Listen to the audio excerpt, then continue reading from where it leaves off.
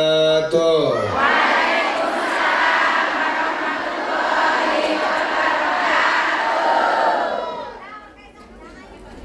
Jangan pada ngomong dia. Yang paling ganteng saya udah tahu. Bismillahirrahmanirrahim. Alhamdulillah. Wassalatu wassalamu ala sayyidina Rasulillah. Oh, kurang semangat. Katanya mau masuk surga. Pengen jadi orang penghuni surga. Nah, tapi jawab salam Kanjeng Nabi kok Masya Allah menengai opo cari cing wae kunaon tenan ya orang Sunda ya aya orang Sunda ya aya oh aya Sunda teh oh sampurasun Bu dalam jangan pada diem kenapa diam jenuh enggak apa terkesima oleh ketampanan saya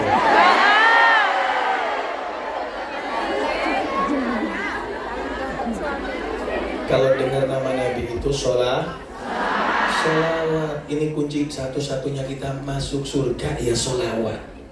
Yang banyak sholawatnya itu yang paling cepat masuk surganya. Amin. Apalagi kita ini sibuk di negeri jiran, di negeri orang, betul? betul Mau cari guru kadang-kadang susah. Mau cari ilmu, menuntut ilmu untuk belajar kadang-kadang repot, betul? mohon Betul. mohon Mau lihat YouTube kadang-kadang banyak gangguan juga, betul? Apalagi kalau nggak tepat YouTube-nya ya. Al-Habib Zain bin Ibrahim bin Smith, beliau mengatakan apa? Ini seorang wali besar, seorang Syafi'i. Dikatakan beliau ini Syafi'inya umat zaman sekarang di akhir zaman. Beliau Al-Habib Zain bin Ibrahim bin Smith. Masih hidup, beliau tinggal di kota Madinah. Beliau mengatakan apa? Hidup di akhir zaman ini ketika susah untuk mencari guru. Guru yang paling tepat ketika susah itu adalah orang yang memperbanyak sholawat kepada Habibuna Muhammad Sallallahu Alaihi Wasallam. Dan sholawat itu obat. Sholawat itu obat untuk segala macam penyakit. Kayak tadi Habib Jamal jelaskan tentang apa? Loh, barusan tadi kok kelalen, lupa akan apa hilang? Hah? Apa tadi? Iri, dengki, hasut, iya. Apalagi penyakit hati. Orang kalau mau masuk surga, ya itu syaratnya harus hatinya bersih. Kalau nggak bersih gimana mau masuk surga? Sedangkan orang masuk surga itu dengan rahmat Gusti Allah. Lah orang mengerjakan amalan soleh ketika dalam hatinya ada iri, ada dengki, gimana mau dapat rahmat Allah? Gimana mau dapat kasih sayang Allah? Bagaimana caranya? Biar bib ini hilang hati iri, hati dengki. Masya Allah, caranya dengan perbanyak sholawat. Lagi ngirisin bawang, sholawat. Lagi ngepel, sholawat. Ya, lagi jalan, mau tidur, sholawat. Serba sholawat kepada Nabi Muhammad. Insya Allah itu jadi obat daripada hati. Dan itu adalah makanan daripada roh kita. Orang, maaf ya. Orang itu, jasad itu, ya manusia itu ada zahir, ada batin. Ada jasad, ada ruh. Betul? Ada jasad, ada ruh. Kalau jasadnya nggak dikasih makan, kira-kira kuat nggak? tidak Kuat? Seminggu? Kalau yang ada apa? Kalau seminggu nggak makan? Lemes, bisa mati. Kalau kata bahasa Sundanya modar, paeh, koit. Kalau kata bahasa Jawanya, mate, ketam, bongkok. Bongkok apa bongkok? Kalau bongkok kan di Sunda lontong ya. Allahumma sholli ala sayyidina Muhammad. Allahumma sholli alaihi. Jasad aja kalau nggak dikasih makan, apa yang terjadi? Mati. Jangankan seminggu, 3 hari. Betul. Jangankan 3 hari. Bulan Ramadan itu loh. Jam 1 siang udah bikin status. Apa statusnya? I miss adzan maghrib. Ada yang gitu, ada. Mana coba lihat mukanya. Keluar. Masya Allah. Kalau dijadikan tebak-tebakan, bulan apa yang paling lihat jam? Betul. Sama saya juga begitu. Allahumma sholli ala sayyidina Muhammad. Allahumma sholli alaihi. Oleng, tak oleng, oleng. Apalagi juga ruh. Makanya ada iri, ada dengki, nggak pernah dikasih makan. Rida ruh. Assalatu ala Nabi Muhammad. Makanan ruh untuk sehatnya adalah salawat kepada Nabi Muhammad. Allahumma sholli ala sayyidina Muhammad. Allahumma sholli alaihi. Makanya itu ilmu, itu guru, itu obat, itu syafaat. Apalagi alhamdulillah ini adalah hadiah dari Allah. Salawat adalah hadiah dari Allah untuk umat Nabi Muhammad sallallahu alaihi wasallam. Allahumma sholli Bego, alaihi. Bahlul, iya. Bahlul lain. Tahu Bahlul? Tahu. Oh, tahu ya. Masya Allah, bego, Bahlul. Masya Allah, tolol, bodoh. Apalagi? Koplak. Hah? Pekok. Koplak. Itu bahasa Semarang itu pekok. Ya. Loh, Habib kok tahu ya karena istri saya orang Semarang. Sama. Loh kok bisa bahasa Sunda? Maaf. Bukan korban TKW saya. Karena memang saya lahir di Sunda. Allahumma sholli ala sayyidina Muhammad. Allahumma sholli alaihi. Allahumma sholli ala sayyidina Muhammad. Allahumma sholli alaihi. Apa tadi? Pekok.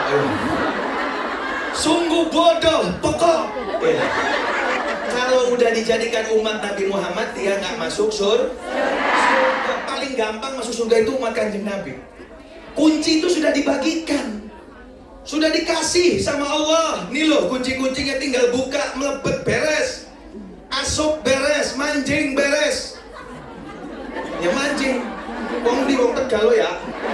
Ana wong Tegaling kene. Anak.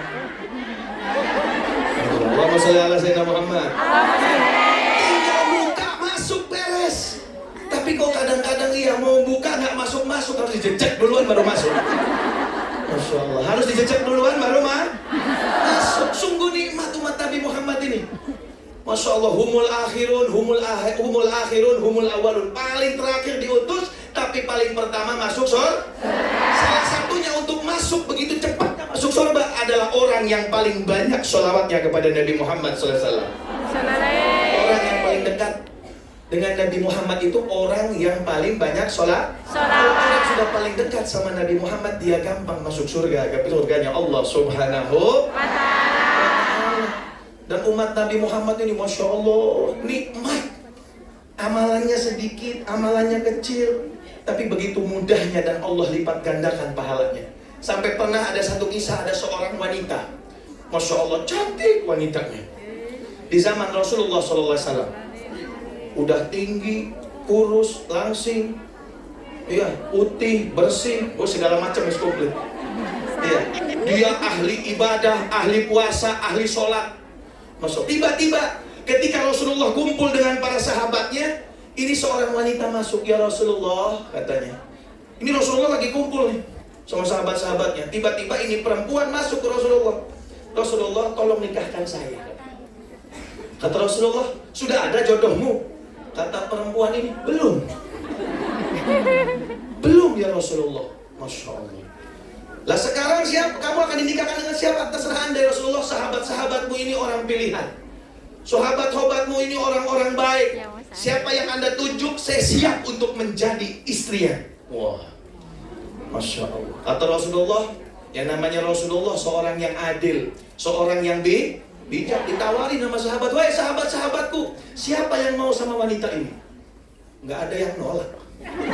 Saya sama Habib Jamal kalau ada pada waktu itu saya paling tinggi ya katanya. Iya. Silakan, monggo siapa yang minat. Sudah cantik, perawan, ahli sholat, ahli ibadah. Ada nggak kira-kira di sini gitu? Kalau ada Habib Qadir mau satu ini. Allahumma sholli ala sayyidina Muhammad. Subhanallah, ketika itu kata Rasulullah silakan, semua angkat tangan. Ketika Rasulullah melihat semua angkat tangan, katanya Rasulullah, "Hai wanita, pilih. Siapa yang kamu pilih? Semua sahabat-sahabatku ini baik." Kata yang wanita ini, "Ya Rasulullah, saya nggak enak kalau main nunjuk satu sama yang lainnya, nggak enak." Ya sudah, kata Rasulullah, kasih syarat aja. Yang siap syarat daripada syaratmu jadi suami kamu. Siap, dikasih syarat bu. Yang pertama yang jadi suami saya adalah orang yang setiap minggunya sedekah onta. Sedekah apa? Onta. Sedekah apa? Onta. Onta harganya berapa? Mahal. Betul, itu semua yang sudah angkat tangan mengkeret gak jadi kabeh. Batal. Ketika lihat Rasulullah nggak ada yang angkat tangan, subhanallah, satu orang sahabat di belakang angkat tangan. Ana ya Rasulullah. Dilihat, Masya Allah, ini orang padahal melarang, tapi dia memberanikan diri. Modelnya kayaknya sih urusannya gimana nanti ya, yang penting kawin dulu. Masya Allah. Tapi ini sudah janji kalau sudah angkat tangan di depan Nabi itu harus mau, sudah nggak bisa. Dipanggil sama Rasul, siap kamu sedekah onta? Siap ya Rasulullah. Gak pakai mikir, siap. Di sahabat yang lainnya bingung dah. Onta, makannya setengah modal itu. Makan aja setengah modal. Nah sekarang mau sedekah onta tiap minggu gimana? Tapi dia siap. Ya sudah. Yang kedua silakan. Sekarang syarat yang kedua jatuh kepada Anda. Kalau Anda siap, syarat yang kedua dan syarat yang ketiga, karena wanita itu memberikan 3 syarat. Syarat yang kedua dan ketika Anda siap, buat Anda ini wanita, saya nikahkan kata Nabi. Tapi kalau nggak siap, pindah lagi ke yang lain. Yang kedua ya Rasulullah, yang jadi suami saya adalah orang yang setiap harinya khatam Al-Quran. Masya Allah. Ada di sini yang bisa? Kalau ada saya mau. Tapi jangan dua loh. Allahumma sholli ala sayyidina Muhammad. Suruh khatam Al-Quran. Tadi Habib Qadir bilang apa? Baca Quran di bulan Ramadan, betul? Baca Qurannya sama lihat jamnya banyak mana? Masya Allah, itu kerudung jilbab nyengsol. Kalau nyengsol, apa sih bahasa Jawanya nyengsol? Ya saya bisa nih. Hah? Apa nyengsol? Menjle. Ayo, menjle. Masya Allah. Ya, baca Quran setiap hari berapa kali? Nggak tahu, Beb. Gak ada kesempatan bohong. Sebelum tidur walaupun 1 lembar, ini akan jadi syafaat nanti di hadapan Allah Subhanahu. Walaupun sebelum tidur 1 lembar. Kan di handphone ya ada tuh Al-Quran bisa download, betul? Jangan downloadan YouTube, apalagi Shopee, ya, Topet, ya belanja terus. Masya Allah, ada yang suka belanja? Tidak. Baca Qurannya. Atau walau 1 hari 1 lembar, insya Allah jadi syafaat, insya Allah jadi hasanat, insya Allah jadi cahaya. Yakin orang-orang semacam itu akan membereskan seseorang, menjadikan seseorang yang solehah, dan insya Allah masuk surganya Allah. Amin. Ini ada nih. Jawab mandek sih. Di akhirat. Di akhirat iqra'ul Quran fa innahu ya'ti yaumil qiyamah syafi'an li ashabihi atau kama qala Rasulullah SAW. Banyak baca Al-Quran. Sesungguhnya nanti di akhirat itu akan menjadi syafaat untuk membaca Al-Quran. Robi'atul Adawiyah, seorang perempuan, seorang wanita. Robi'atul Adawiyah, seorang wanita solehah, yang dimana dia di akhir hayatnya sebelum meninggal manggil tukang gali kubur. Hei tukang gali kubur, sini deh. Iya, gali kuburan. Digali kuburan. Masya Allah. Ketika digali untuk apa? Untuk kuburan dia? Iya. Untuk mempersiapkan kematiannya? Iya. Turun dia tiap hari. Apa yang dilakukan? Baca Quran di dalam kubur. Di akhir hayatnya. Dalam riwayat dikatakan Robi'atul Adawiyah menghatamkan 7.000 kali hatam. 7.000 kali Kita hatamnya apa? YouTube, WhatsApp, Instagram, Facebook, hatam semua kalau itu ya. Allahumma sholli ala sayyidina Muhammad. Ya, baca Quran. Ini perempuan solehah, Masya Allah, cari suami yang tiap harinya hatam Al-Quran. Ditanya, siap kamu? Siap. Nggak pakai mikir nih laki-laki sahabat. Siap. Sahabat yang lainnya bingung, lah kerjaannya tidur terus tapi kok siap ya? Ya yang dilihat, Masya Allah, wanita cantik, siap. Yang jadi suami saya adalah orang yang setiap harinya, setiap malamnya tidak tidur tapi dia ibadah sama Allah. Jadi semalaman dia ibadah. Kata Rasulullah, siap ya Rasulullah. Tiga-tiganya siap dikawinkan. Setelah dinikahkan oleh Rasulullah pulang, selesai. Pengantin, nikah seminggu, 2 minggu. Setelah 1 bulan Rasulullah lagi kumpul. Ini perempuan balik lagi. Ya Rasulullah, nangis di hadapan Rasulullah. Kenapa kata Rasulullah? Wa huwa rajulun kadzdzab. Dia itu laki-laki pendusta ya Rasulullah. Siapa? Suami saya. Kenapa? Tiga-tiganya nggak ada yang dikerjain. Modelnya bener bu. Iki urusan ibu gimana nanti? PHP aja. Yang penting nikah dulu. Urusannya nanti dipanggil, disidang di depan Rasulullah, disidang di depan Nabi Muhammad SAW. Ditanya, wahai sahabatku, apakah betul yang didakwakan istrimu itu kamu tidak mengerjakan tiga-tiganya? Kata dia bilang apa? Ya Rasulullah, demi Allah ketiganya saya kerjakan. Kata perempuan, enggak. Kata dia, saya kerjain. Kata Rasul, saksinya siapa? Saksinya para sahabat semua. Tiap minggu saya sedekah onta, sahabatnya pada bingung. Ayam aja gak datang-datang, apalagi onta. Dari mana ontanya? Betul, wahai sahabat-sahabat. Apakah dia ini setiap minggu sedekah onta? Kalau sahabat, gak ada ya Rasulullah. Gak ada nyampe onta kepada saya. Boro-boro sedekah onta, dia makan sama ayam aja gak pernah. Kata sahabat ini, ya Rasulullah maaf, boleh saya membela diri saya? Silakan. Sami'tu min kalamik ya Rasulullah. Saya pernah mendengar ucapanmu ya Rasulullah. Barang siapa yang dari umat Sayyidina Muhammad. Ingat, yang kita garis bawahi umat Kanjeng Nabi. Makanya kunci dikasih. Barang siapa yang daripada umat Nabi Muhammad SAW yang setiap sholat Jumat dia datang duluan, dia dapat sedekah. Saksinya semua sahabat. Paling pertama saya. Berarti tiap minggu saya sedekah. Ini umat Nabi Muhammad. Walaupun nggak nyembelih, tapi pahalanya sedekah. Walaupun kita nggak mampu karena kita umat Nabi Muhammad, begitu mudahnya masuk surga. Amin ya robbal alamin. Nggak sulit. Istrinya langsung manyun. Rasulullah maksud saya tuh nyembelih. Kata sahabat ini, ya Rasulullah, dia bilangnya nggak nyembelih, sedekah. Kalau nyembelih saya nggak angkat tangan, nggak mampu. Kata Rasulullah, asobta, betul kan?